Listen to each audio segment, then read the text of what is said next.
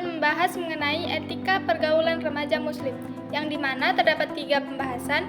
Yang pertama, gadul basar, yang kedua kholwat, dan yang ketiga ihtilat. Baik, kita akan membahas pembahasan yang pertama, yaitu gadul basar. Gadul basar secara bahasa berarti menahan, mengurangi, atau menundukkan pandangan. Secara istilah, gadul basar berarti menahan atau mengalihkan pandangan dari hal-hal yang tidak baik atau haram. Pandangan yang terjaga adalah apabila memandang lawan jenis, tidak berlama-lama mengamati kecantikan atau ketampanannya, dan tidak pula berlama-lama memandangnya. Perintah menahan pandangan terdapat pada Al-Quran surah An-Nur ayat 30-31, yang artinya, katakanlah kepada mereka, orang laki-laki yang beriman, hendaklah mereka menahan pandangannya dan memelihara kemaluannya. Yang demikian itu adalah lebih suci, sesungguhnya Allah Maha mengerti apa yang mereka perbuat.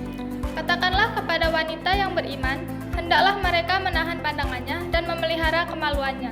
Perintah menahan pandangan juga terdapat pada hadis riwayah Muslim, yang artinya dari Jarir bin Abdillah radhiyallahu anhu berkata, aku berkata kepada Rasulullah SAW tentang pandangan tiba-tiba atau tanpa sengaja. Lalu beliau memerintahkanku untuk memalingkannya.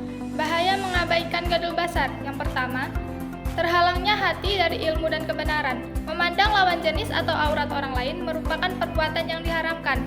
Setiap maksiat akan membuat hati tertutupi noda hitam sehingga sulit ditembus oleh nur hidayah Allah Subhanahu wa taala. Bahaya mengabaikan gadul basar yang kedua yaitu mudah terperosok kepada zina, dan yang ketiga dapat menjadi penyebab turunnya bala.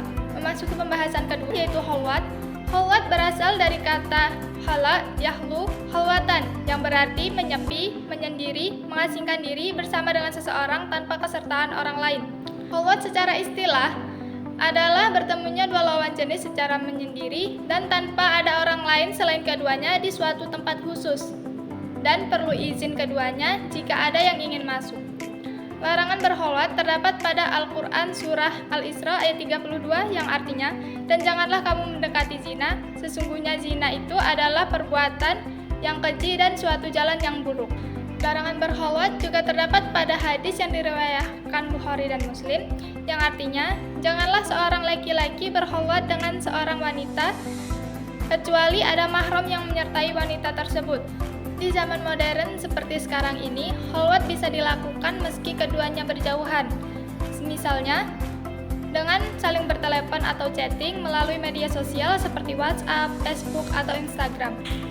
Ada beberapa hal yang perlu diperhatikan saat melakukan chatting atau telepon dengan lawan jenis yang bukan mahram. Yang pertama, lakukan hanya untuk kepentingan yang mendesak.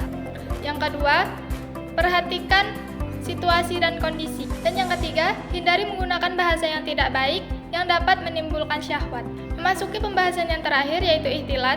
Ihtilat secara bahasa berasal dari kata ihtilata, yahtalitu, ihtilatan, yang berarti bercampur dan berbaur. Sedangkan secara istilah, ihtilat berarti bercampurnya laki-laki dan wanita dalam suatu aktivitas bersama, tanpa ada batas yang memisahkan antara keduanya.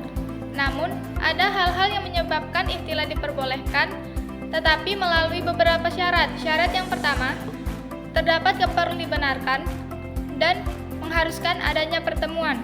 Syarat yang kedua, tidak dijadikan sebagai media untuk melakukan perbuatan maksiat. Dan syarat ketiga, tetap menjaga adab dalam ucapan dan sikap. Larangan melakukan ihtilat terdapat pada Al-Quran surah Al-Ahzab ayat 53 yang artinya, apabila kamu meminta sesuatu atau keperluan kepada mereka istri-istri Nabi, maka mintalah dari belakang tabir.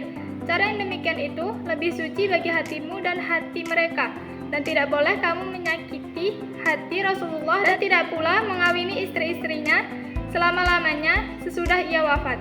Sesungguhnya perbuatan itu adalah amat besar dosanya di sisi Allah.